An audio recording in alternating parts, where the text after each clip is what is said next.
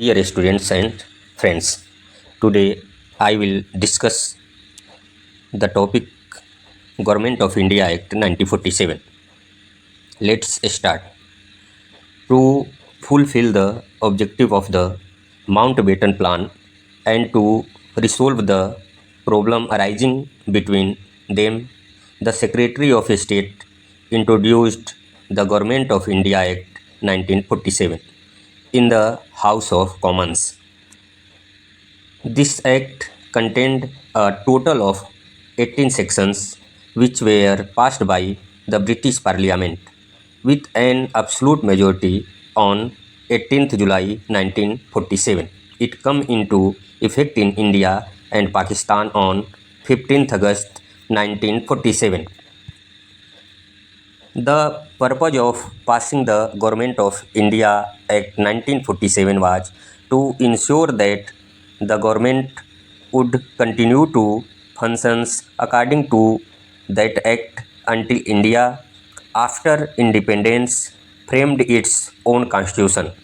The Government of India Act 1947 had the following provisions.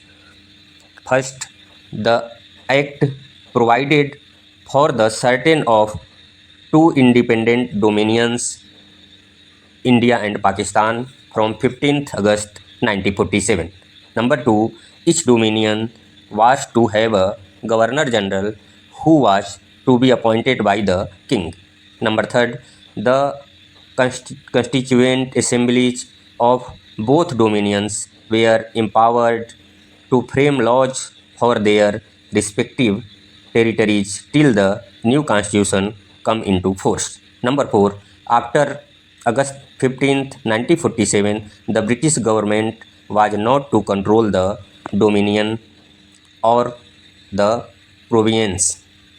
Number 5, for the time being, till the new constitution were framed, each of the dominions and the province were to be governed by the Government of India Act 1935.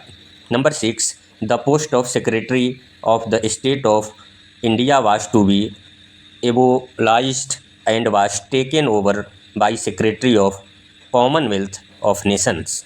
Number 7, the Act proclaimed lapse of British paramountcy over India state. The Indian Independence Act 1947 come into force on 15th August 1947 when the British rule in India come to an end. The Government of India Act 1947 was an unprecedented gift bestowed upon India by the British Parliament. This great historical gift of independence was the result of the sacrifice made by countless freedom fighters and revolutionaries. Thank you.